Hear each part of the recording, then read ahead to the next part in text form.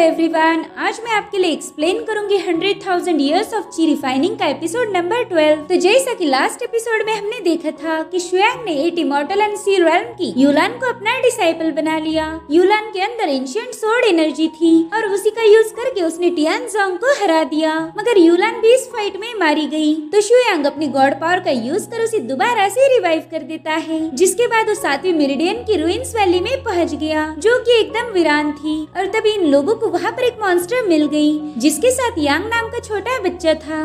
अब आगे तो हम देखते कि यांग और वो मॉन्स्टर दोनों भी इन लोगों पर चिल्ला रहे थे। तब यून उस बच्चे को समझाती कि हम तुम्हें कोई नुकसान नहीं पहुंचाना चाहते। अब यून को देखकर वो मॉन्स्टर नीचे बैठ गई थी, साथ ही वो यांग का लाड भी करने लगती है। यून ने जाकर यांग को एक रोज केक दे दिया, लेकिन यांग वो केक उस मॉन्स्टर को खिलाना चाहता था, इसलिए वो मॉन्स्टर उसे इशारे में ही वो केक खाने के लिए बता देती है। अब हम देखते कि उस इलाके में और भी कई सारे मॉन्स्टर्स थे, जिन्हें इन लोगों का प्रेजेंस महसूस हो गया, तो तुरंत ही केव में घुस जाते हैं। तब तक यांग ने अपनी एक मेथड का यूज करते हुए इस मॉन्स्टर को आजाद कर दिया, जिसके बाद वो मॉन्स्टर्स आपस में ही झगड़े करना शुरू कर देते हैं। यान भी उस फाइट में जाने लगता है, लेकिन एक मॉन्स्टर ने उसे दूर पटक दिया, तो यून उसे बचाने के लिए जल्दी से उसके आसपास एक शील्ड बना लेती है। तब तक उस मॉन्स्टर ने बाकी सबको खत्म कर दिया। अब वो बड़ी ही तेजी से उन्हें खा रही थी, और तभी यांग उसके पास चला गया। ये लोग देखते कि उस मॉन्स्टर ने आउट ऑफ कंट्रोल होने के बावजूद भी यांग पर कोई हमला नहीं किया था, और यून ये सब देख कर कह रही थी कि शायद ये कोई रिलेटिव होंगे। और आखिर इस रेल में हुआ क्या था? यहाँ पर तो एक भी इमॉर्टल नहीं, सब के सब मॉन्स्टर भरे पड़े हैं। मगर शुयांग तो बस उस मॉन्स्टर को आराम से देख रहे थे, और अब वो अपनी पावर्स का यूज कर उस मॉन्स्टर को हवा में उठा लेते हैं। शुयांग की पावर से वो भी इस दर्द से तड़प रही थी। अब वो बच्चा भी शुयांग को रोकने की कोशिश कर रहा था, मगर शुयांग ने फाइनली उस बीस्ट को ब्लास्ट कर दिया,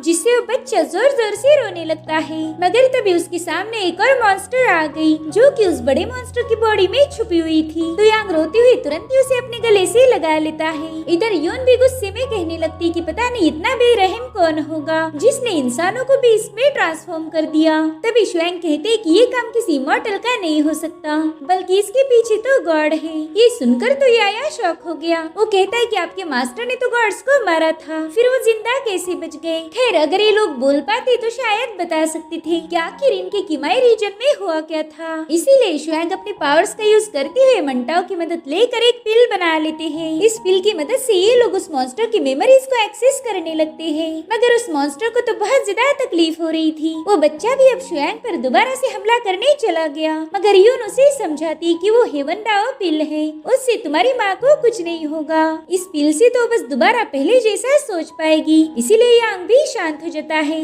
और तभी वहाँ पर एक बंदा पहुँच गया था। उसे देखते ही कई सारे मॉन्स्टर उस पे हमला करने चले जाते हैं, मगर वो अपनी फ्लूट बजाकर उन्हें कंट्रोल कर रहा था। वो कह रहा था कि हजारों सालों से यहाँ कोई नहीं आया, मगर आज हमारे मेहमान यहाँ पर आ चुके हैं, तो अब तुम सब लोग मेरे साथ चलो ताकि हम मिलकर उसका स्वागत कर पाए। इधर हेवन डाओ पिल की वजह से वो मॉन्स्टर अब बोल पा रही थी। यांग भी उसके गले लग के रोने लगता है, और ये वाकई बहुत ही इमोशनल सीन था। जिसके बाद वो मॉन्स्टर शुयांग के सामने अपना सिर झुका के उनका शुक्रिया अदा कर रही थी। तभी यून कहती कि हम जानना चाहते कि आखिर यहाँ पर हुआ क्या था। तो मॉन्स्टर बताती है कि मेरा नाम मोजी है। हमारे टाउन पर एक दिन अचानक से डीमंस का अटैक हो गया। हमारे क्लैन के जो लोग भी डीमन के हाथों घायल हुए, वो खुद भी एक मॉन्स्टर में बदल गए, और उसी वक्त मेरे हस्बैंड मुझे उस टाउन से थोड़ी दूरी पर मौजूद इस केव में लेके आ गए। मगर यहाँ पर भी डीमंस आ चुके थे, तो मेरे हस्बैंड ने मुझे केव में ट्रैप कर दिया। यून कह रही थी कि शायद यांग डीमंस के कांटेक्ट में आने के बाद पैदा हुआ, इसी वजह से ये नॉर्मल है।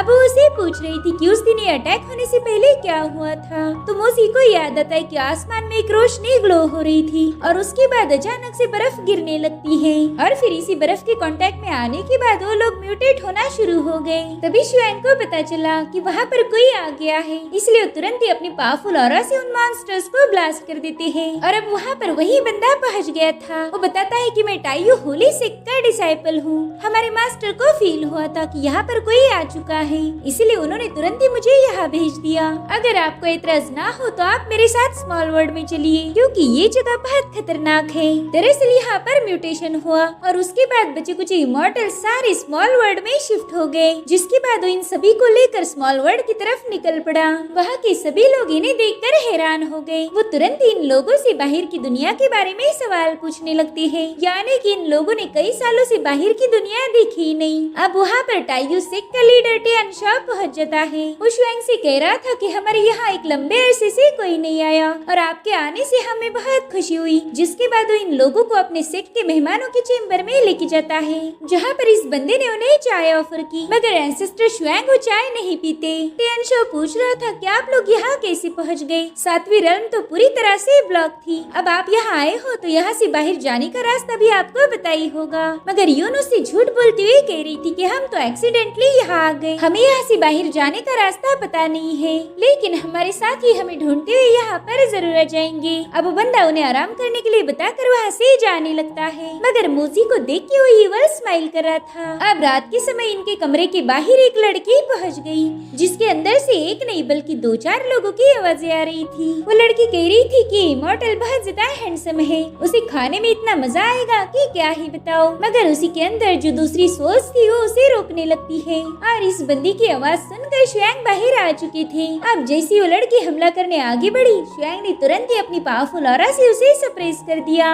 और तभी वहाँ का लीडर शुआंग से माफी मांगते हुए बताने लगता है कि म्यूटेशन के बाद यहाँ के लोग थोड़े पागलों वाली हरकतें करते हैं। जिसके बाद उस बंदी को हॉल में लेके गया। वो अपने साथियों को बता रहा था कि हमारे लोगों पर नजर रखो, वरना उन इमॉर्टल्स को शक हो जाएगा। तो लोग पूछते कि हम उन्हें सीधा खत्म क्यों नहीं कर रहे, जिस पर टियान शाओ कह रहा था कि उन्हें मारने से पहले थोड़ा उनके साथ मजा करेंगे, तब तक के लिए तुम इसे खा लो। और अब ये सुनते ही उन लोगों ने तुरंत ही उस बंदी को खत्म कर दिया। टियान शाओ कह रहा था कि जैसे हमारी 7वीं मेरिडियन है, वैसे 8वीं और 9वीं मेरिडियन भी बनने वाली है, बस थोड़ा सा सब्र करो। और अब वो दिल में ही सोच रहा था कि उन लोगों के साथ एक ऐसी पर्सन है जिसे मैं अच्छे से जानता हूँ। मुझे तो यकीन नहीं हो रहा कि मेरी वाइफ अभी भी जिंदा है। वही दूसरी तरफ हम देखते कि टिनफेंग और कॉन्गलिन ज़ैंग बाइशी को 300 स्पिरिचुअल स्टोन की रिश्वत देकर 9वीं मेरिडियन में पहुँच चुके हैं। टिनफेंग को शुआंग की बहुत याद आ रही थी, इसलिए वो रोते हुए जोर जोर से उन्हें आवाज देने लगता है और तभी उसे एहसास हुआ कि वहाँ पर बड़ी ही तेजी से कोई आ रहा है। तो टिनफेंग तुरंत ही अटैक के लिए रेडी हो गया, मगर ये तो उसी की टीम थी। उन्होंने भी ज़ैंग बाइशी को 3 स्पिरिचुअल स्टोन की रिश्वत दी कि वो लोग यहाँ आ गए। अब वो सभी लोग इन दोनों से पूछते हैं कि तुम यहाँ पर अकेले अकेले कुछ करने आए थे क्या? बेचारी कॉन्गलिन उन्हें क्या ही बताए कि टिनफेंग तो उससे ज्यादा प्यार शुआंग से करता है। और तभी कुछ डिसाइपल्स ने इन पर अटैक कर दिया,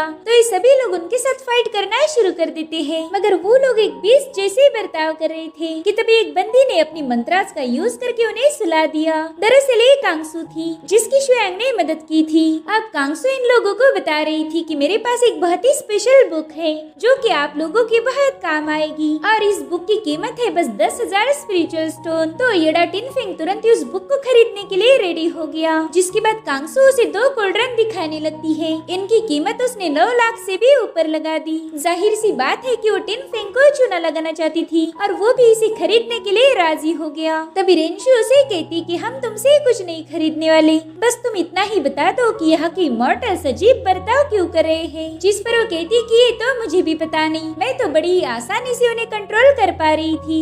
अब वो ऐसे जा ही रही थी कि तभी टिनफेंग उसे शुआंग के बारे में पूछने लगता है। शुआंग का नाम सुनते ही उसे उनकी मैजेस्टिक पावर की याद आ गई। वही दूसरी तरफ शुआंग एक अजीब सी जगह पर पहुँच गए। वहाँ पर कई सारे लोग किसी ईवल की पूजा कर रहे थे। वो लोग कहते हैं कि हमारे गॉड ही इस दुनिया पर रूल करते हैं, यहाँ सिर्फ उनकी ही मर्जी चलती है। और तभी शुआंग उस विजन से बाहर आ गए। यून उन्हें चाय सर्व करते हुए बता रही थी कि जिस लड़की ने हम पर हमला किया था वो मेंटली चैलेंज है। तो शुआंग उसे बताती कि वो मेंटली चैलेंज नहीं बल्कि उसके अंदर कई सारे लोगों की सोल थी, उसे पजेस किया गया था। ये सुन के तो यून बहुत ज्यादा शॉक हो गई। अब वहाँ पर याया भी आ जाता है। वो एक पेस्ट्री खा रहा था तो यून उसे पेस्ट्री खाने से रोकने लगती है और तभी याया उस पर अजीब तरीके से भड़क गया, मानो वो भी पजेस हो चुका हो। मगर एंसेस्टर ने तुरंत ही उसे अपने डिवाइन पावर से ठीक कर दिया। अब शुआंग इन लोगों को बताते हैं कि यहाँ के लोग एक दूसरे पर फीड करते हैं और इसी वजह से उनके अंदर हमें मल्टीपल लोगों का प्रेजेंस महसूस होता है। वही दूसरी तरफ यांग मजे से खेल रहा था, लेकिन मोजी थोड़ी परेशान थी क्योंकि उसे फील होता है कि वो यहाँ पर पहले भी आ चुकी है।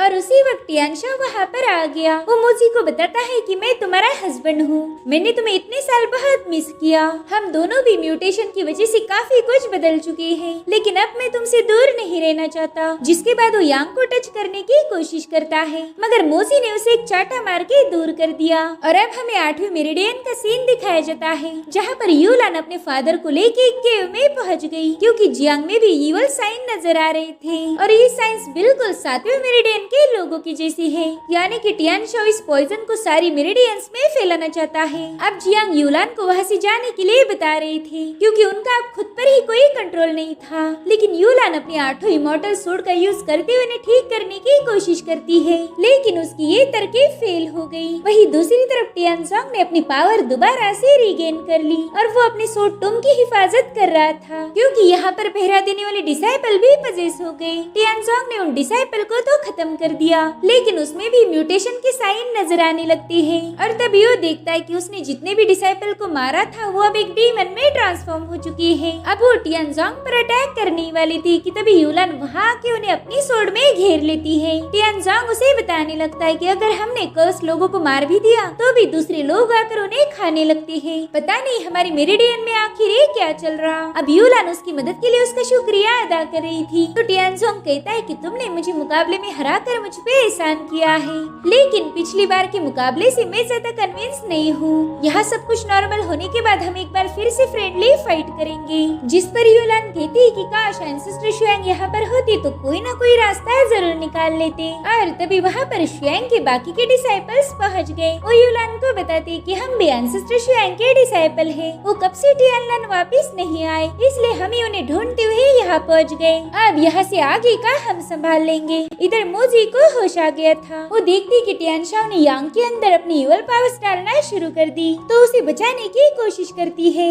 मगर टियानशा ऐसा नहीं होने देता। और तभी मोजी को टियानशा की बॉडी से अपने हस्बैंड की आवाज आने लगती है। वो उसे यहाँ से भागने के लिए बता रहा था। अब उसकी आवाज सुनते ही मोजी समझ गई कि इस बंदे ने उसके हस्बैंड को मार के खाया होगा। टियानशा उसे बता रहा था कि तुम्हारा हस्बैंड मरा नहीं, वो तो मेरे दिमाग में है, और अब मैं तुम्हारे बेटे पर भी कब्जा करूंगा, क्योंकि यहाँ के सब लोगों पर मेरा अधिकार है, मैं यहाँ का गॉड हूँ। उसकी बातें सुनकर याया की हंसी छूट गई। वो कह रहा था क्या जमाना आ गया, अब तुम्हारे जैसे लूजर भी खुद को गॉड बोलने लगे। और तभी वहाँ पर इवल एनर्जी का ब्लास्ट हो गया। टियानशा कह रहा था कि अभी बॉडी मेरी होगी। शुएंग समझ गए थे कि ये बंदा यांग की सोल को डिस्ट्रॉय करके उसकी बॉडी पर कब्जा करना चाहता है। इधर मोजी उस शील्ड को ब्रेक करने की कोशिश कर रही थी, मगर ये शील्ड ब्रेक होने का नाम नहीं लेती। तो शुएंग ने अपनी पावर्स का यूज करते हुए तुरंत ही उस शील्ड को ब्रेक कर दिया। ये सब देख के तो टियानशा बहुत ज्यादा भड़क गया। वो शुएंग से कह रहा था कि रुको, मैं अभी तुम्हें अपनी रियल पावर दिखाता हूँ। जिसके बाद वो वहाँ पर अपनी पावर्स को एक्टिवेट करते हुए वाइन से इन्हें जकड़ना शुरू कर देता है। उसने याया को बुरी तरह से ट्रैप किया था, जिस वजह से वो चिल्लाने लगता है, मगर बाद में वो अचानक से शांत होके कहता है कि बस मजा नहीं आ रहा, थोड़ा और दम लगाओ ना। ये सुन के तो टियानशा शॉक हो गया और अब याया वहाँ पर एक ब्लास्ट करके सीधा शुएंग के पास पहुँच गया।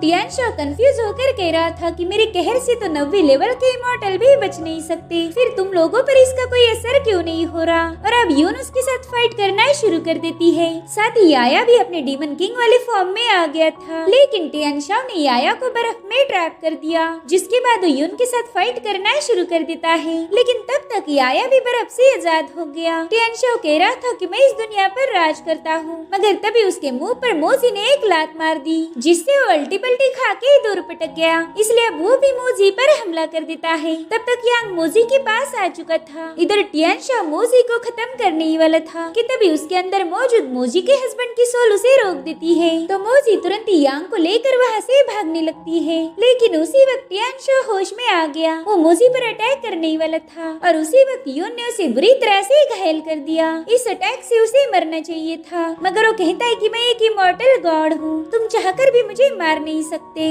जिसके बाद वो अपना मुंह खोल के इन सभी को अपनी तरफ खींचने लगता है और इसी वक्त एंसेस्टर शुएंग एक्शन मोड पर आ गए। वो कुल अंदाज में अपना पाव पटकते हुए कह रहे थे कि तुम्हारी मूव बोरिंग है, और फिर वो टियानशा को एक अलग ही जगह लेके गए, जहाँ पर शुएंग चाय पीते हुए उसने आज तक जितने भी लोगों को खाया था उन सभी की सोल को टियानशा की बॉडी से बाहर निकाल निकाल लेते हैं। टियानशो कह रहा था कि इन लोगों पर मेरा हक है, मगर वो सोल्स भी इस बंदे से परेशान हो चुकी थी, तो शुएंग तुरंत ही उन सबको आजाद कर देते हैं और फिर उन सभी सोल्स ने टियानशो को इतना पीटा कि वो ब्लास्ट हो गया। अब वो सारी सोल मुक्त हो गई, लेकिन ये सब देख के वो इवल गॉड भड़क गया। अब वो दोबारा से इस दुनिया पर कयामत लाना चाहता था। ये लोग देखते कि आसमान में बदलाव आना शुरू हो चुके हैं, साथ ही वहाँ पर बर्फ भी गिरने लगती है। मोजी बता रही थी कि एक बार फिर से म्यूटेशन होने वाला है। इधर टाउन में लोग अपने आप एक मॉन्स्टर में बदल रहे थे और इधर उस गॉड ने शुएंग के लिए एक पोर्टल ओपन कर दिया।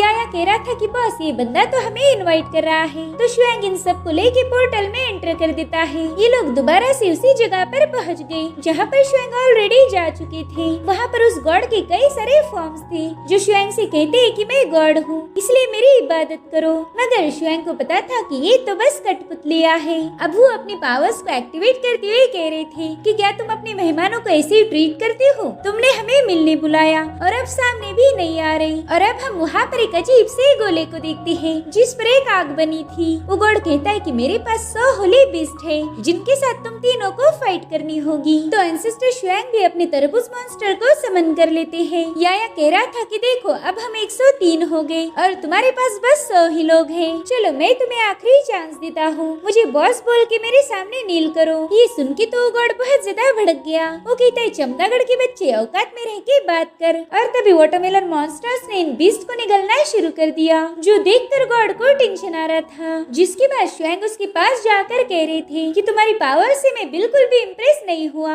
और अब उस गॉड के अंदर अपनी डिवाइन पावर ऐड करना शुरू कर देते हैं, जिससे वहाँ पर बहुत बड़ा ब्लास्ट हो गया। इस ब्लास्ट की वजह से 8वें मेरिडियन में जितने भी लोग कर्स थे वो सब के सब नॉर्मल हो गए। रेंशु कह रही थी कि ये काम तो बस हमारे एंसेस्टर ही कर सकते हैं। साथ ही 9वीं मेरिडियन में जितने भी मॉन्स्टर बने थे वो अपने आप वैनिश हो गए। इधर मोक्सी भी अपने नॉर्मल ह्यूमन फॉर्म में आ चुकी थी और यांग भी उसके रियल फॉर्म को देखकर बहुत ज्यादा इमोशनल हो गया। वही दूसरी तरफ वो गॉड रो रो के बता रहा था कि मैं इटर्नल हूँ, मुझे कोई मार नहीं सकता। तो शुएंग अपनी डिवाइन पावर्स को एक्टिवेट करते हुए उसे ट्रैप कर लेते हैं। वो कह रही थी कि अगर तुम मर नहीं सकते तो मैं तुम्हें अकेलापन दूंगा। अब 7वें मेरिडियन में सब कुछ नॉर्मल हो गया। मोजी भी अपनी नई लाइफ के चैप्टर को ओपन करने के लिए तैयार थी और तभी टिनफिंग अपने दोस्तों के साथ वहाँ पर पहुँच जाता है। वो यांग से पूछ रहा था कि तुमने हमारे एंसेस्टर शुएंग को तो देखा ही होगा, मैंने सुना था कि वो इसी मेरिडियन में है। वहीं पर हम शुएंग को देखते हैं जो एक माउंटेन पर बैठ के 7वें मेरिडियन में हो रहे कामकाज पर नजर रख रहे थे। साथ ही उनके पास टोटल 3 गॉड की सोल थी,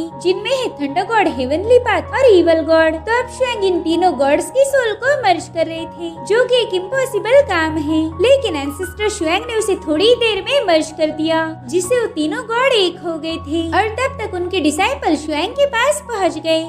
फिंग तो शुएंग से चिल्ला चिल्ला के पूछ रहा था कि मास्टर आप कहाँ थे, मैंने आपको बहुत मिस किया। लेकिन वो एंसेस्टर पर चिपट जाए इससे पहले ही शुएंग ने उसे एक बबल में ट्रैप कर दिया और ये देखकर सभी लोग हंस रहे थे। अब रेंशु सीधे जाके शुएंग को मसाज देने लगती है और किंगशु बता रही थी कि हम यहाँ पर ज़ैंग बाइशी का पैगाम लेके आए थे। वो कह रहे थे कि उन्हें आपसे कुछ जरूरी बात करनी है। और फिर किंगशु ने एक टोकन के जरिए ज़ैंग बाइशी से कांटेक्ट किया। ज़ैंग बाइशी किसी खास वजह से अपना चेहरा शुएंग को दिखा नहीं रहे थे। वो कहते शुएंग तुमने जो बुक मुझे दी थी मैं उसे अच्छे से समझ चुका हूँ और उसी के जरिए मेरी ब्रोकन मेरिडियन भी अब काफी हद तक हील हो गई। मैं अब थोड़ा बहुत पावरफुल तो बन ही चुका हूँ। ये सुन के याया भड़क गया था। वो कहता है कि बुढ़ा हमें फालतू की बातें क्यों बता रहा। फिर वो ज़ैंग बाइशी से कहता है कि जल्दी से मुद्दे पर आ जाओ। तो ज़ैंग बाइशी कहते हो ओके ओके ठीक है, मैं सीधा पॉइंट पे आता हूँ। वेल जो गॉड से 1 लाख साल पहले हमने जंग में मारे थे वो एक्चुअल में जिंदा है। तो याया इरिटेट होके कह रहा था क्यों भाई कुछ नया बताओ यार, ये तो हम पहले से ही जानते हैं। तो ज़ैंग बाइशी कह रहे थे कि सारे god mountain and sea realm के अलग अलग मेरिडियन में छुपे हैं। जैसे जैसे तुम उनके इलाके में जाओगे वो और ज्यादा पावरफुल बन के तुम पे हमला कर देंगे। ये सुनकर तो टिनफिंग और ज्यादा खुश हो गया। वो कह रहा था कि वाह इस बार तो मैं गॉड्स की भी पिटाई करूंगा। साथ ही कांगसु भी काफी एक्साइटेड थी। वो कहती है कि मैंने अभी तक बस इंसानों को चुना लगाया था, लेकिन अब गॉड भी मेरे चुने से बच नहीं सकते। ये सुनकर हुई जुआन कह रहा था कि हे ऊपर वाले इन लोगों को जरा जरा सी अकल भी दे देता। तभी शुएंग ज़ैंग बाइशी से कहती कि जल्दी से मुद्दे पर आ जाओ, मुझे पता है तुम कुछ और ही बात बताने आए हो। तो ज़ैंग बाइशी बताते हैं कि हाल ही में मुझे पता चला कि 4, 5 और 6 ये तीनों मेरिडियंस यूनाइट हो गई है। इन तीनों वेंस में करप्शन की पावरफुल फोर्स है और वो बड़ी ही तेजी से बढ़ रही है। यहाँ पर तो शुएंग को भी पता नहीं था कि आखिर करप्शन पावर होती क्या है। ज़ैंग बाइशी कह रहे थे कि तुम जैसे जैसे इस रियल्म को एक्सप्लोर करोगे तुम्हें यहाँ के ढेर सारे सीक्रेट पता चलेंगे और इनमें ही एक सबसे बड़ा राज छुपा हुआ है, मगर तुम्हें थोड़ा संभाल कर रहना होगा। याया कह रहा था बस इतनी सी बात, अरे बुढ़ाऊ अगर खबर देनी ही थी तो कुछ अच्छी देते। ये सुन के ज़ैंग बाइशी चिल्ला रहे थे। वो कहते कि मैंने ढेर सारा पैसा खर्च करके इस इंफॉर्मेशन को इकट्ठा किया, मगर तुम्हें तो इसका कोई एहसास ही नहीं।